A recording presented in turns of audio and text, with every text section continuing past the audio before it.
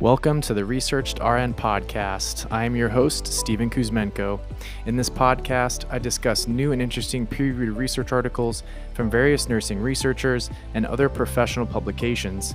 In this episode, I'll talk about an article published in the September 2022 edition of the Journal of Obstetric, Gynecologic, and Neonatal Nursing titled Mixed Methods Study of the Experience of Pregnancy During the COVID-19 Pandemic.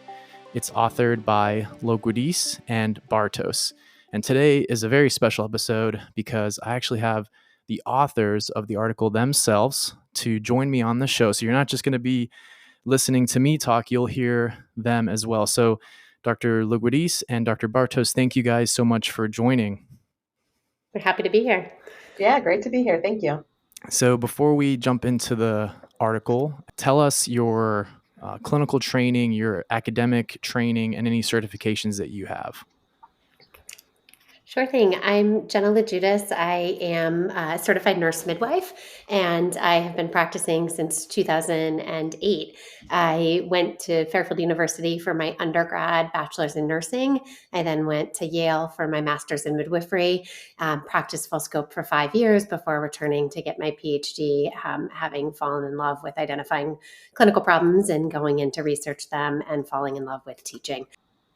Awesome. Thank you. And Dr. Bartos? My name is Susan Bartos. I am an educator right now. By background, I am an ICU nurse. I'm certified in critical care for about 12 years now. I did my undergraduate at Moravian University, and then I went into a bachelor's to PhD program at UConn. So I'm also a UConn graduate from my PhD program. I graduated with that in 2016. And I continue to work at the bedside, well, not work at the bedside, but as educate at the bedside in critical care now. Wow, well, you guys definitely come with a rich experience from two somewhat different worlds. Dr. Bartos, I would definitely identify with your experience. I myself have critical care experience. I actually have zero maternity or obstetric experience. So another reason why, to bring the authors of this article to talk about their work. And so let's start and discuss the background. So, I read the introduction.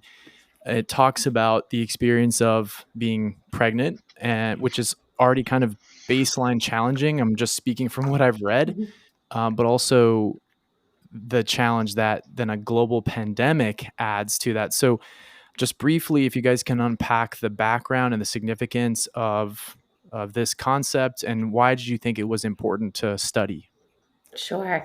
So I love to give what we can't put in the paper, which is sort of the heart and soul of how this began. So, right, the background, Stephen, as you just shared, is the intensity and vulnerability of pregnancy in and of itself, and then layer on top of that a global pandemic where literally the rules and guidelines were being made and changing sometime throughout the day in early 2020 when the pandemic hit. So the why behind that is at the time, Susan and I continue to practice at the bedside, but also we're in an academic institution together at the time, educating at the undergraduate and graduate nursing levels.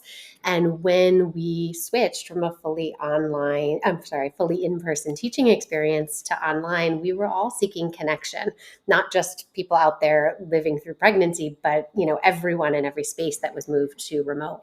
And so as that happened in the first few weeks, I reached out to Susan because we trained together for our PhD and learned these methods together, that I said, I think that there's this moment in time to really not let this go by of what people are experiencing. And in my world, that would be the patients who are pregnant, who I'm, on blogs and Facebook social media pages, and just seeing people seeking and trying to understand what their birth may look like, or even their prenatal care as ultrasounds are being canceled. Partners aren't being allowed into hospitals. That largely was in New York and didn't last for all that long. But at the time we launched the study, that was the landscape. So we saw this moment of saying, we have a lot of energy we want to charge, and both from a research and a historical sort of painting of a picture, we think that this would be a great idea. So the background really was that sort of a thought process of documenting a time in history and having words of wisdom in case something like this happens in the future. Yeah, I totally agree. And if I had to add anything on, It's just fascinating to read it now in 2025 and look back at just the level of uncertainty and how there wasn't guidelines and how everyone was just searching for that answer that didn't exist now. So it really is a capture of the historical content. So I'm really glad that we did it. Well, and I'm excited to talk to you guys about this and really make what you guys found relevant and practical to the bedside nurse. And we'll probably end up concluding with the perinatal nurses that really engage with this population. And so let's now, you guys gave us the background, and I think it's a nice way to put it. This is a screenshot or a snapshot in time, because how it would be to replicate it now would pretty much be impossible because we're not in a global pandemic anymore. So let's talk about the design of the study and why you chose this design. And before we do that, I do want to make the comment that this is a mixed methods study, which I thought was really cool because you're getting the numbers and the words and putting them together. So the people that reported certain, had certain results, they were able to share their experience. And I think that provided a more rich experience and the results. So what was the design and why did you go with this? I'm going to let Susan kick that off, but I want to share one incredible quote that has stuck with both of us from our PhD training. Cheryl Beck, when she taught our methods, and especially mixed methods, has described qualitative, right, which, Stephen, as you shared, are our numbers and our hard data, as the bones, right? That's the structure. And she's described qualitative research as the flesh that sort of puts the body onto those bones and really paints the full picture. So I'll let Susan go from there.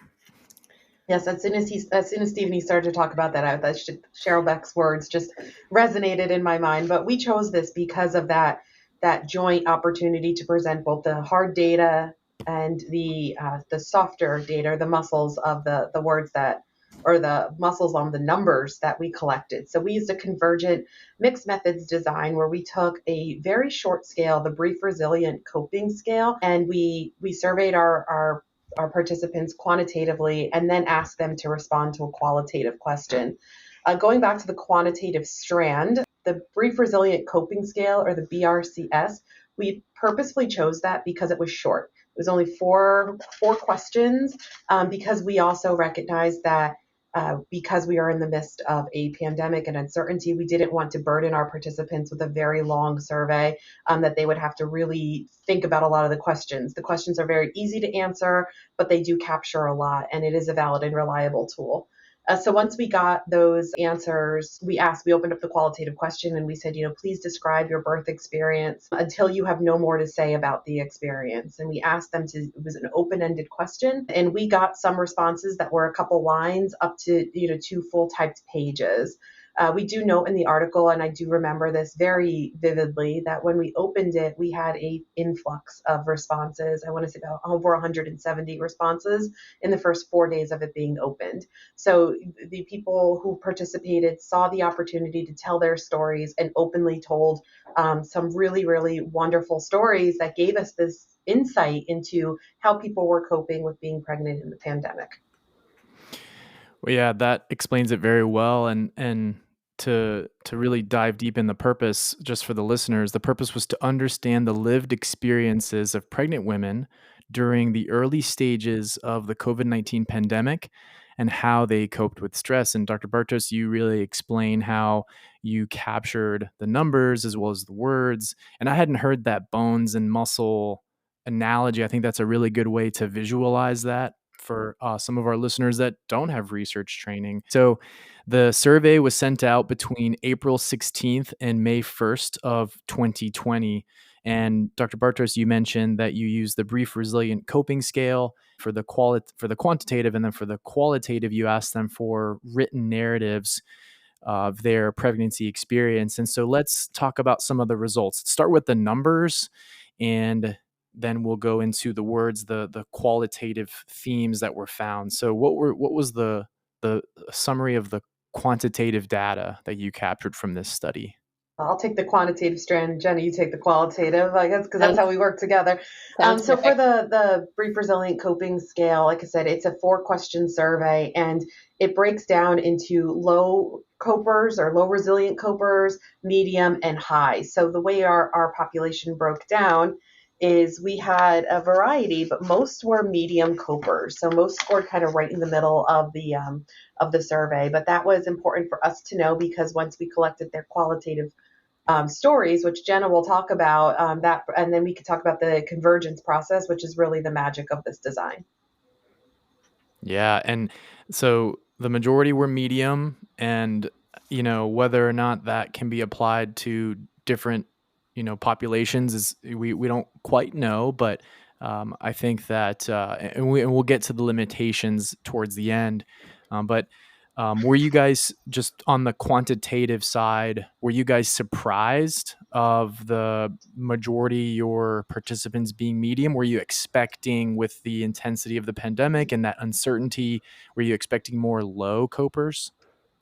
It's interesting. I think we went in very a priori of not making an expectation, which I think is really important for listeners to know.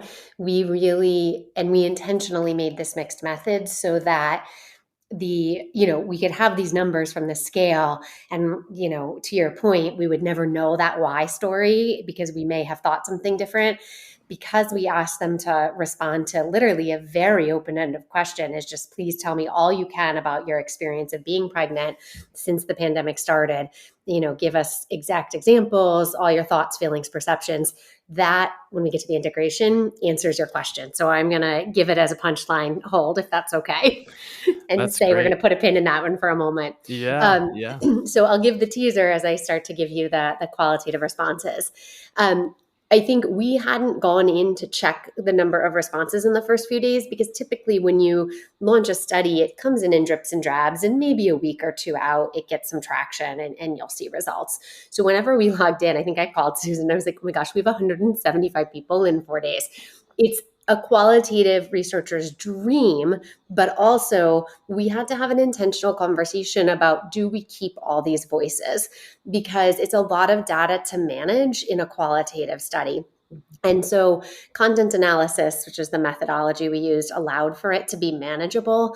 But if we were using a different qualitative methodology, it would have been too much data for that method. So we in the end left it open for I think 2 or 3 more days and got another 10 responses. And at 185, we're just like, we have to say that we're done.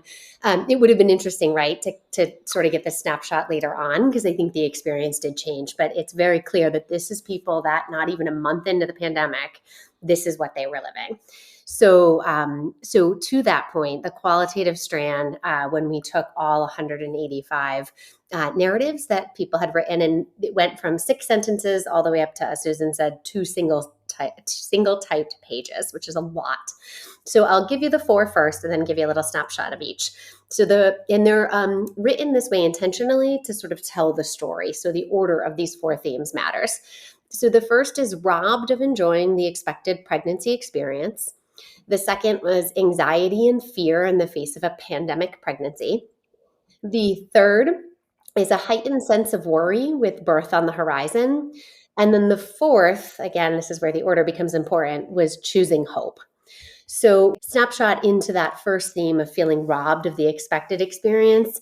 This came out regardless of whether people had had a pregnancy before or this was their first. I think there's a lot from having peers that have had children or just television media presence, that there's an expectation of a baby shower, of maybe maternity photos. Like, even if somebody hadn't had a previous pregnancy, that expectation piece was there. Childbirth education, in person, bonding with people. So what people said universally, whether or not this was their first or not pregnancy, was that they were robbed of these things that people got to celebrate. As mundane, but it came up over and over, is going shopping for baby clothes, like actually feeling and playing with those onesies and saying, this is the size of my baby. They didn't get to do that with peers or with themselves. Some even said, because they were working remotely, that some of their colleagues didn't even know they were pregnant, if they hadn't announced it before the pandemic. So that was the theme one, and I will be cognizant of time because I could talk about this forever. The second one, anxiety and fear in face of a pandemic pregnancy, really went under thinking about the baby and how their child would be affected. So meaning we really had no idea what COVID would do to a pregnant person, let alone a neonate. And so there was a lot of fear of what might happen to my child once it's born.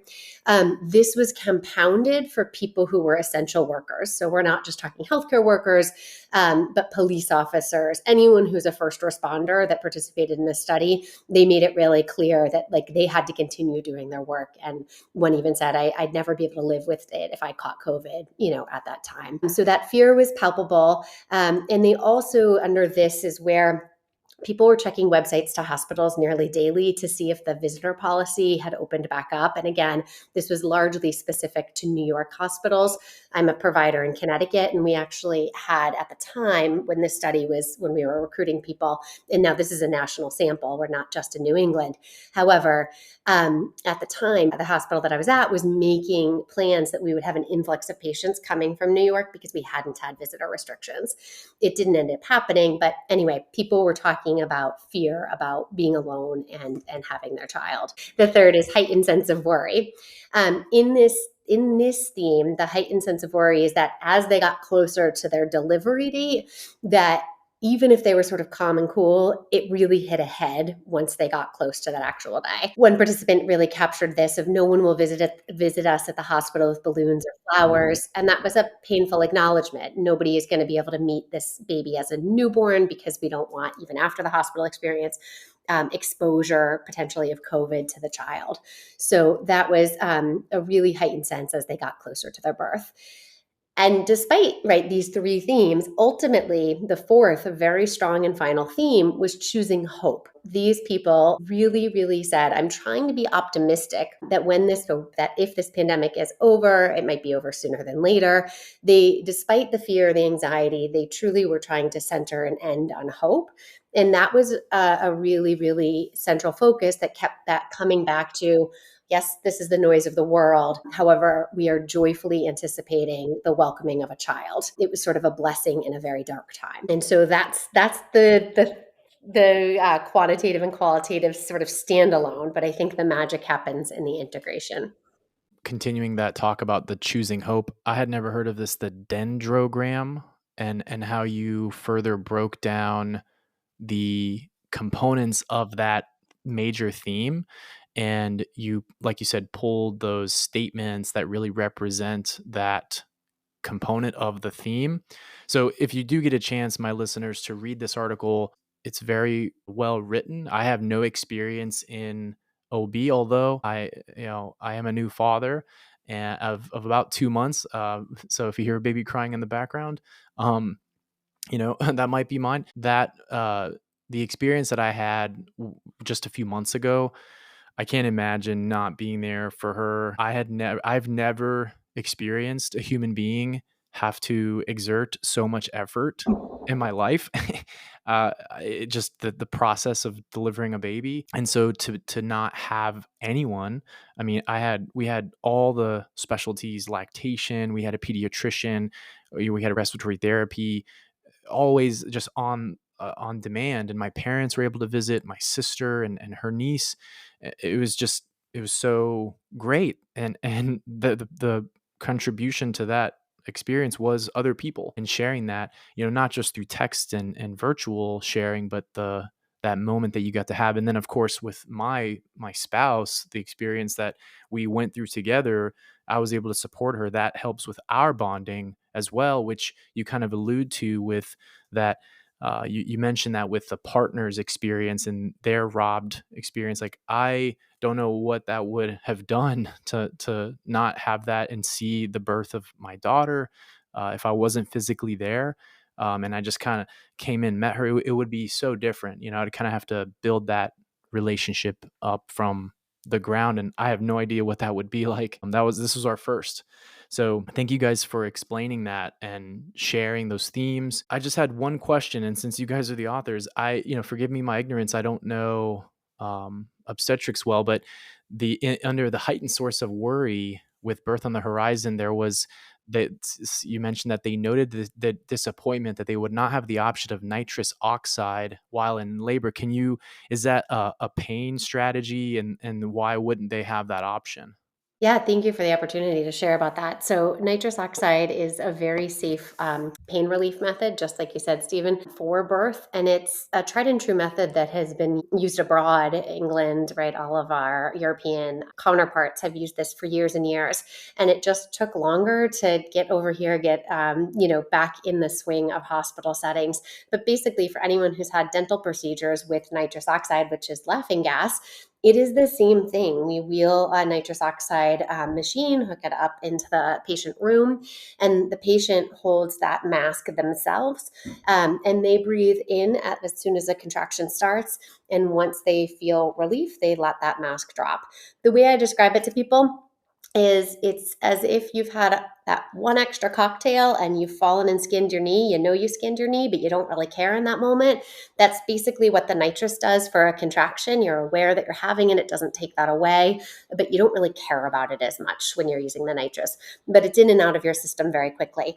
The reason that was restricted and temporarily unavailable, especially during the height of the pandemic, is they were worried that healthcare workers were clearly in short supply. And so if there was more very heavy aerosol breathing through this mask, that there was more of a risk to the healthcare team that's in that room.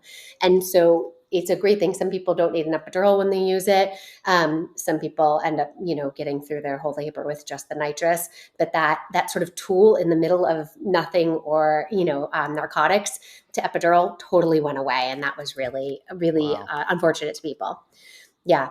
The other piece in worry that people had that I think is really important to say is they were clearly aware that their rates and risks for postpartum depression were higher because of the things that they weren't getting to do. And I think that self-awareness from this population of 185 people that were in this study is a really clear one. We're talking about mental health, rightfully so, much more these days. And people knew this is not setting me up for success. Yeah. Yeah, I just can't imagine having to experience that. And, so that there's that old saying, ignorance is bliss. I don't think that that's relevant to this situation and what the experience of these participants had to go through. So now we have the results, the numbers and the words and what all that means. And so let's talk about the integration. And you have a nice quote that a low coping participant said: COVID has made being pregnant much more procedural. Now it's just about getting through rather than enjoying the experience. And that's really hard to carry emotionally on a daily basis. And so the listeners of this podcast are, largely nurses in healthcare. They may not be perinatal nurses, but what message would you want to give to them? How can they take this information and put that into their practice? I think when we took the results of the quantitative, we saw how wide a range we had to, we said the low, the medium, and the high resilient copers. But then you take all of that qualitative data and you quite literally transpose them and you say, the low resilient copers, and you look what their transcripts had said and you read that from almost their experience. Like, that they scored low on this tool, and then you read their story versus you see the high resilient coper and then you read their narrative and just the wording that's different in it. Like, we do have a quote in our paper from a high resilient coper that's all about, even though things have been taken away, they're grateful for their health. They're looking at their prenatal visits. So that choosing hope and that theme of being that high resilient coper and having the number to support it, that's the way that the method really helps to solidify the information that we came up with and really helps to add that extra element that just the score on the quantitative instrument would give us, or just the narrative would give us, because we wouldn't get that quantitative adjustment to it. So the convergence is really where the true themes come out, and it's able to be supported both quantitatively and qualitatively. And I'd add on to that for sure that when you look at the four themes that we have, and I said they're written in that order for a reason, it totally mapped onto the fact that the majority of the sample were medium resilient copers, because you had these three themes that really lived in sort of a negative space, right? Fear, worry. And yet that final theme that was very clear across all narratives was choosing hope at the end. And I think that really, that layering and integration becomes crystal clear that yes, all this realness was there. And at the same time, hope was what got people through. And that, I believe, is why people were medium resilient copers, because they were very grounded in the reality of the situation and also intentionally making this choice. I mean, we named that theme Choosing Hope because they weren't hopeful, they were choosing hope. And so I think, Stephen, to bring it fully back to what can practitioners do, whether they're perinatal or not, pretty much any time of a hospitalization is a time of uncertainty for our patients. And as a midwife, the thing that I tend to do is take a moment or two right off the gate before we even start sort of the plan of care of just where are we headspace? What is the one thing you need right now? Like, what's one thing we can do right now that would make you feel comfortable? And I think really just anchoring that of if we can sit eye level with the person, that investment of 2 or 3 minutes, whether we're in a pandemic and need to do it on Zoom or in person with somebody pre-op, right? Not even in a perinatal setting. It just matters. And I think sometimes we forget that with our charting systems and with all the busyness of what we have to do. But I think that's the loop back to that question that you had. Yeah, and I'll add on, that part of the resilient scale asks about creative ways to cope with things. And I think as healthcare providers, when patients are in a state of total uncontrol, right? They've lost all control depending on where we're practicing, to give them that opportunity to say, okay, well, what can we do? How can we give the control back to you, right? And be creative. And like our participants talked about being their own photographers, because Jenna had mentioned like they won't have the maternity shoots. Okay, so now let's think about how we could still bring these pictures and how we could still commemorate this unique experience. So using creative approaches and really involving patients and saying, okay, so how could we make the best out of this situation, or how could we be the most creative with our solutions? Yeah, I really love that question of what do you need right now? Because, right, when we focus it in the here and now, I think that it really makes a difference. And often it's something so simple, right? Like a pair of socks, juice versus the water. Like they're not going to ask for the world, but it really does ground the relationship in a therapeutic way. I agree. I think the patient seeing the healthcare provider or healthcare professional validate their experience, whether it's good and bad, and just make themselves known. I think that for anyone that is like in a hospital, as you mentioned, is going to be beneficial in some way. Mhm. Yeah, the one thing I was going to add that I just jotted down and looked at my notes. As a midwife, I'd be remiss to not share. Many people who would have never considered a home birth, just it wasn't something that ever came into their thought process, had really looked into that and started to talk to home birth midwives. Some had consults because they knew they wouldn't be limited with who would be around, and they were less worried about the risk of exposure because they wouldn't be walking through a hospital with their newborn. Ultimately, and now this is bringing literature that's a bit more current into this, I have done a metasynthesis of what the midwife's experience of providing care during the pandemic was. And that's a separate study I have out. But that study, there was a group of home birth midwives. And just to pull all this together, the home birth midwife said, yes, there was a huge uptick of interest. In the end, not as many people actually committed and switched over, but there was this huge influx of calls and uptick of home birth, which is a really safe option for low risk people. And women, all of the people in our study identified as women, which is why we're saying that. The majority who talked about it said, I did consider home birth. I was using my agency. And again, that goes to that medium resilient copers. They were trying to find ways that they could allay their fears and anxieties. And home birth was a way for some people. And I'm not a midwife, as we know. I'm a critical care nurse, right? But thinking about implications for practice, one of the recommendations that we pulled out was the act of journaling. So as we mentioned, we had 170 people respond right away, and just the power in writing down the experience and using words. That resonated with me and still does to this day because of the recommendations we give to ICU patients and to prevent post-intensive care unit syndrome. One of them is journaling, and to share those opportunities and to keep those days and from the patient perspective and from the family member or for their support system, is to journal through it and to have that experience and then share it with somebody, share it with your healthcare practitioner, share it with your friends, your family, your trusted sources around you, because it is, even though it is stressful time and it's uncertain time, it's still time, and it needs to be meaningful. Yeah, I've heard about journaling in the ICU, and I think that it should be looked at and considered more frequently. And I think you guys highlight the importance of actually hearing and validating and all the different ways, and being helping them to be creative in their care that they are seeking, and to ultimately to improve quality of life. And in this case, have a healthy pregnancy and a healthy delivery. If you guys don't mind, I also thought it was really creative how you guys mentioned that the postpartum depression screenings could be implemented during the pediatrician visits. Yeah, this is a crusade, I'll call it, that many perinatal healthcare providers have been on for years. The reason that it traditionally doesn't happen in a pediatric setting, which is the place that arguably it should be, because people are at the pediatrician's day 2 or 3 of their child's life, 1 week, 2 weeks, right, at various time points, versus with their OB provider or their midwife at 6 weeks postpartum. And so they've seen this pediatrician at least 5 or 6 times before they ever step foot back in their midwife or OB's office. And so, therefore, it is a ripe place.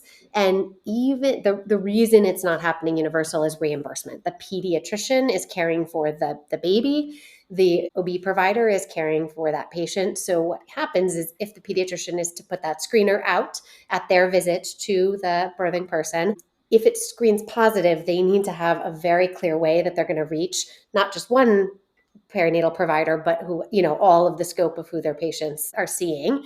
So it becomes a reimbursement issue. There's no reimbursement for the time invested in screening. I argue, and many perinatal researchers and providers, the investment to those pediatricians, the babies that they're caring for, is huge if you'd start to identify which people that just gave birth are struggling. But again, it becomes a legality, a handoff, and an insurance reimbursement issue of why it's not universally done, even though to many of us, it seems like that would be the best practice. Yeah, that sounds like a complex issue, and of course, there's many things that would need to happen. But I Mhm. I, I concur. I think, outside looking in, that would be time well spent, as you mentioned. If you're investing in the parents, you're also investing in the child, in Mhm. a way. So I think that really you guys explained the results really well and kind of the implications for practice. I think this study really is a time capsule, so to speak, of the early pandemic experiences of pregnant individuals. So what just briefly, the limitations, what do you think that limited the data, and how that is relevant to generalizing this information?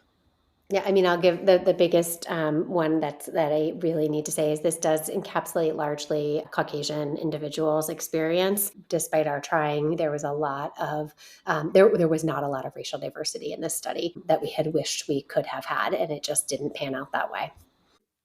I would be very curious to see what would the same information be obtained, or would the same information be obtained from different ethnicities and different races?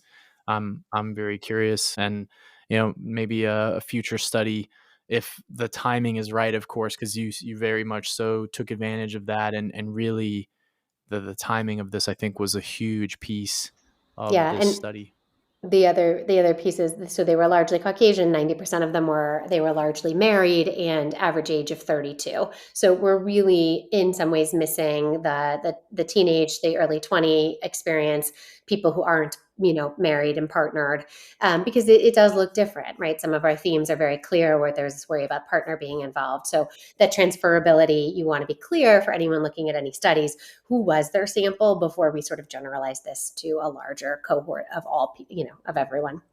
Yeah, and also geographically, right? So we had some international participants, or two from the United Kingdom, but we were largely, the sample did come from New England for the most part, which also is a snapshot of the pandemic as well, because we collected data so early in the pandemic. We do know that the New York, New England area was affected before most of the country was. So it's very plausible that as this link got to some areas of the country that weren't quite affected as harshly as the New York, New England area were, they might not have responded to it because restrictions might not have been in place in the area that they were living in. Yeah, that's I didn't even think of that as a potential variable to consider.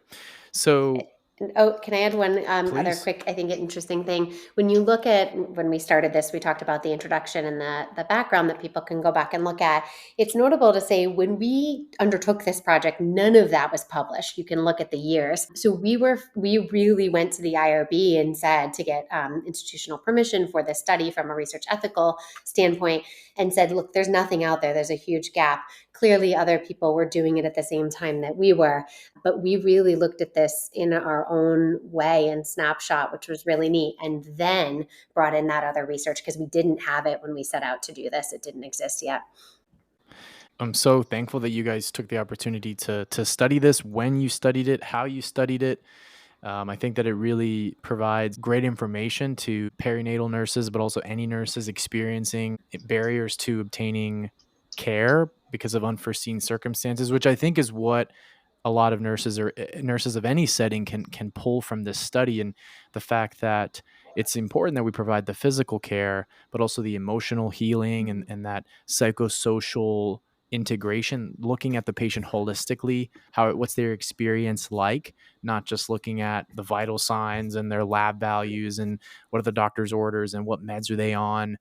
We really do have to consider the patient as a whole.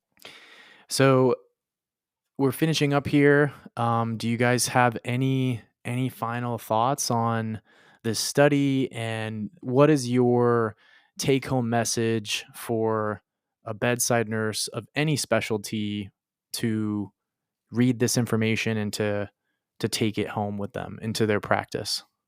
Yeah, I'll get it started and I'll let Jenna close it out. But I think we've kind of been saying it throughout this really, really great conversation. This is a snapshot in time. It's a snapshot in time of a very unique time period where hopefully we don't go through it again. But the takeaway is that hospitalizations, illness, sometimes even wellness can be very stressful. So how do people cope? Understanding how people cope through what the quantitative instrument measured, but also giving people, participants, patients, a platform to tell their stories and to really look at the whole situation, no matter whether it's a ICU admission, whether it's a birth, whether it's an oncology diagnosis, but to give people that platform to tell their story and then to validate it through a quantitative survey. I think that opportunity was there for us, and I'm happy to share it with the world. And I will close out with just saying, I think what I hope people take out is really looking at this from a whole 360-degree lens, that it's so much more than just what the world is throwing, what that person is going through, right? You've got what the hospital is going through, what the healthcare providers were going through, which is why for me, this then dovetailed into, okay, I looked at the pregnancy experience. Now, what was it like for midwives? What was it like for every member of the team? So I think really for people that read this, choose at least one other article to look at another lens, maybe the healthcare provider's experience, the partner's experience. There's lots of research now out there, but the more you can get about that whole 360-degree view of what happened, it's just going to help us if we're ever in a situation again. And just for the day-to-day uncertainty, it's helpful. Wow. Well, thank you guys for those final thoughts, Dr. LoGiudice and Dr. Bartos. Thank you guys so much for joining and sharing your work. I think this is a great platform for researchers to do that, to make the content of their work more accessible to bedside nurses, which I appreciate. And thank you guys so much for joining. And that is a wrap on this episode of the Research RN podcast, your virtual journal club on the go. I am your host, Stephen Kuzmenko. I'll have new episodes out at least monthly. You can email me at researchedrnpodcast@gmail.com with any articles or topics you'd like for me to discuss. If you enjoyed today's episode, please share with a friend, and it would also be a huge help if you gave me a positive rating so others can find me. Thanks for listening, and be sure to tune in to the next episode.